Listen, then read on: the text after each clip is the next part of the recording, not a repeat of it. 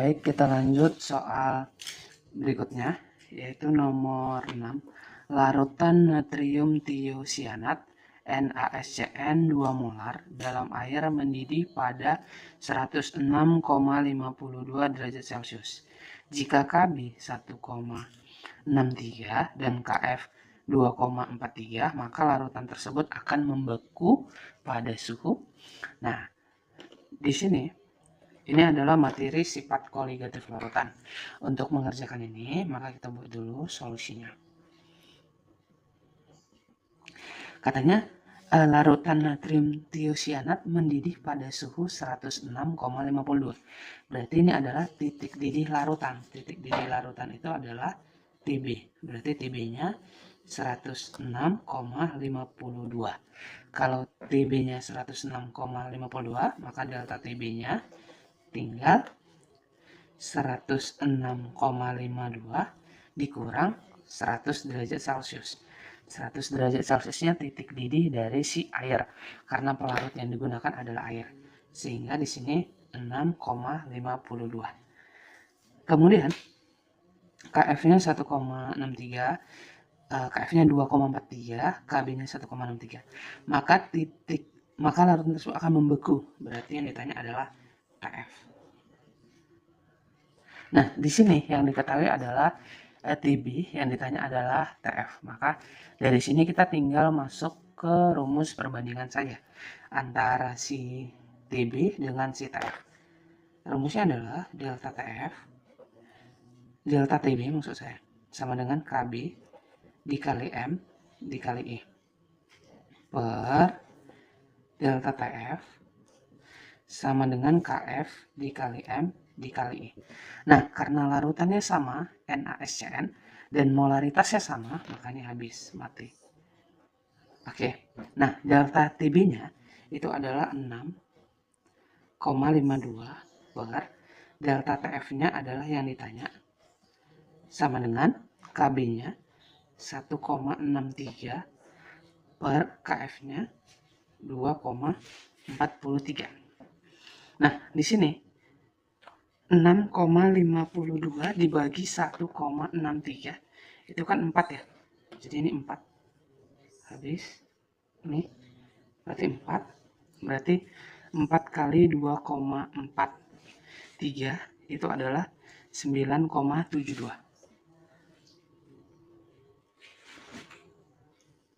Berarti di sini delta Tf-nya adalah 9,72. Yang ditanya itu adalah Tf-nya. Tf titik beku itu rumusnya adalah titik beku pelarutnya air dikurang delta Tf. Air membeku pada suhu 0 derajat dikurang 9,72. Berarti minus 9,72. Maka jawabannya adalah AM. Hai, buat kalian para pejuang masuk Poltekkes tahun 2022, sekarang sudah ada buku soal si Penmaru atau si Mama tahun 2022, yang dimana jika kalian membeli buku ini, kalian udah hemat hingga jutaan rupiah. Karena dengan membeli satu buku aja, kalian udah mendapatkan bonus. Bayangkan nih, bonusnya ini udah gak masuk akal nih. Yang pertama, gratis kursus online 1 tahun, 2 kali tryout si Penmaru, video materi pembelajaran, bebas konsultasi dengan mentor yang berpengalaman, kemudian mendapatkan tote bag kekinian ya guys, dan juga mendapatkan soal-soal tambahan. Gimana, gila bener kan bonusnya? Buruan nih buat kalian, karena ini penawarannya sangat super terbatas, yaitu diskon 35% dan gratis ongkir untuk seluruh wilayah di Indonesia. Kalian juga bisa memesannya melalui Shopee dan Bukalapak. Linknya ada di deskripsi. Buruan, stoknya sangat terbatas. Next, berikutnya nomor 7. Suatu unsur radioaktif mempunyai waktu paruh 15 hari. Berarti di sini dia bilang itu waktu paruh 15 hari. Waktu paruh itu adalah T setengah. Berarti T setengahnya itu 15 hari. Jika unsur radioaktif itu disimpan selama 45 hari, berarti T-nya adalah 45 hari. Maka sisa unsur radioaktif tersebut adalah, berarti yang ditanya adalah masa sisa, INT. Nah, kalau yang ditanya waktu paruh, Maka kita tinggal pakai rumus waktu paruh. Rumusnya adalah NT sama dengan N0. Ini adalah massa awal atau persentase awal dikali setengah pangkat T per T setengah. Nah, karena ini dalam persen, pilihannya dalam persen, maka persen awalnya itu adalah 100%. Di sini 1 per 2, T-nya adalah 45 per 15. 45 per 15 ini adalah 3. Maka setengah pangkat 3 itu adalah 1/8. Berarti 100% kali 1/8. Berarti 100 dibagi 8 itu adalah 12,5%. Maka jawabannya adalah cacing. Soal nomor 8. Senyawa karbohidrat manakah yang dapat memberikan hasil negatif jika diujikan dengan Fehling? Nah, untuk soal nomor 8, kita buat terlebih dahulu solusinya. Nah, katanya di sini adalah hasilnya itu negatif terhadap Fehling. Larutan Fehling, ini larutan Fehling ini nanti dia bereaksi dengan yang namanya monosakarida. Jadi bereaksi dengan karbohidrat yang monosakarida. Karbohidrat yang monosakarida itu adalah glukosa. Berarti di sini mono itu adalah glukosa, kemudian fruktosa, kemudian galaktosa. Kemudian selain dia bereaksi dengan monosakarida, dia juga bereaksi dengan disakarida. Jadi Fehling nanti dia juga akan bereaksi dengan disakarida.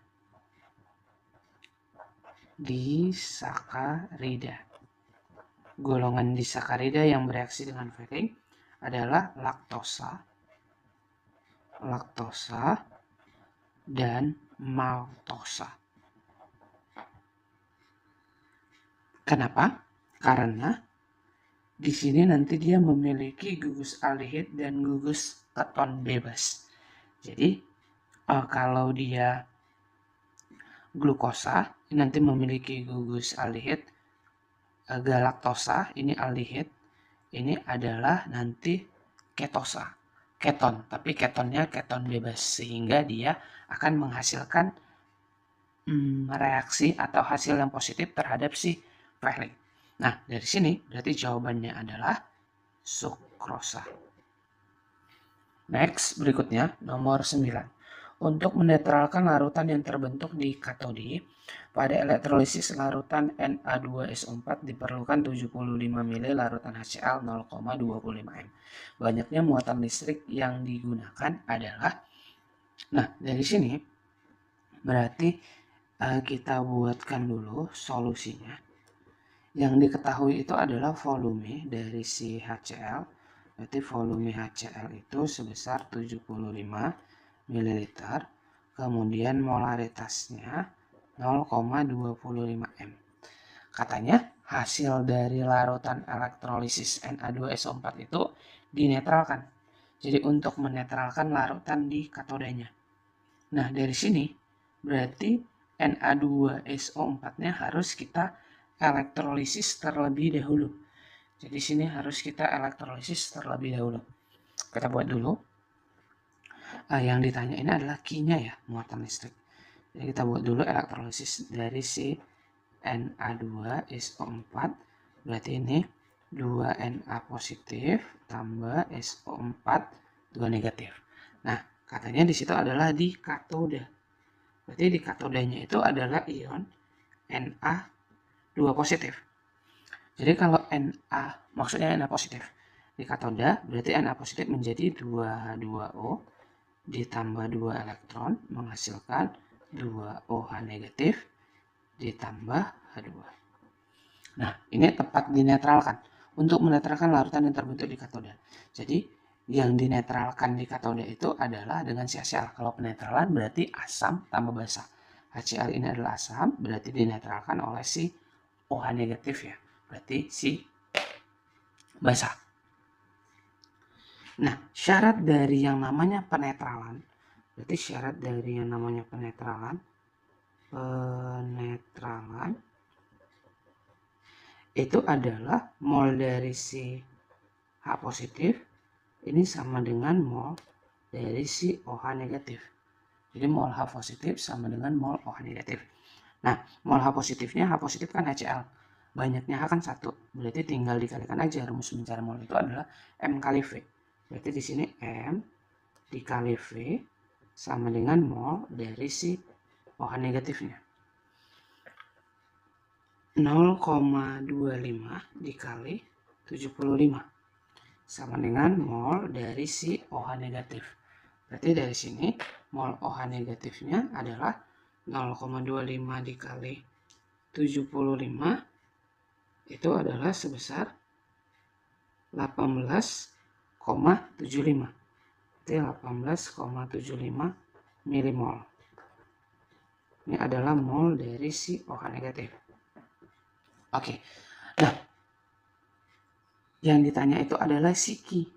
Berarti ini masuk ke Faraday pertama. Berarti ini pakai rumus Faraday pertama. Berarti rumus Faraday pertama adalah mol sama dengan Q per PbO dikali Faraday.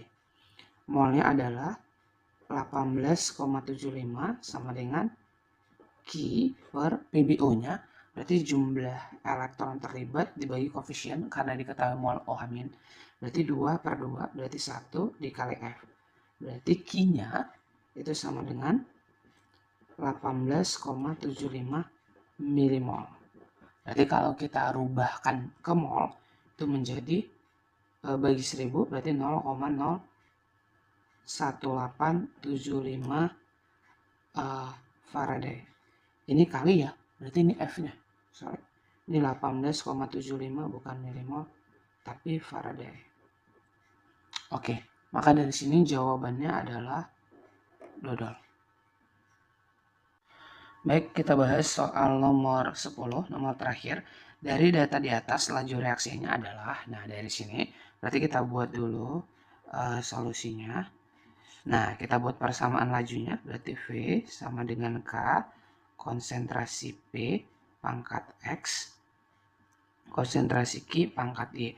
Karena sini kasih tahu konsentrasi P sama konsentrasi dari si Q-nya. Baik, kalau kita mau cari si P yaitu X, maka cari data percobaan Q yang sama. Nah, Q yang sama itu ada 1 dan 2, 1, 5, 2, dan 5. Nah, usahakan cari itu angkanya hasil pembaginya yang mudah ya. Jadi biar supaya hitungnya lebih gampang. Nah, dari sini kita ambil aja percobaan 1 sama percobaan 5. Berarti kita ambil percobaan 1 dan percobaan 5. Berarti kalau gitu yang lebih besar itu adalah percobaan 1 ya.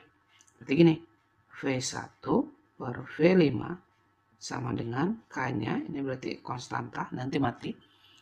Konsentrasi dari si P yang pertama pangkat X, konsentrasi dari si P yang kelima pangkat X, konsentrasi Q yang pertama pangkat Y, berarti per konsentrasi Q yang kelima pangkat Y. Nah, ini langsung saja mati habis. Berarti V1-nya itu 0,096 per 0,024 sama dengan P-nya itu 0,4 bagi 0,2 itu 0,4 per 0,2 pangkat X. Berarti sini 0,2 per 0,2 pangkat Y. Oke, ini mati. 96 dibagi dengan 24 itu adalah sekitar 4 ya. Berarti ini 4. Berarti 4. Oke. 4 sama dengan 2 pangkat X. Berarti 2 pangkat 2 sama dengan 2 pangkat X. Maka X sama dengan 2. Kemudian kita cari yang Q, berarti cari P yang sama. Nah, P yang sama itu adalah percobaan 3 dan 5. Oke, ini ada 3 sama 5 atau boleh pakai 1 sama 4 boleh karena ini sama. Tapi kita cari yang angkanya lebih mudah.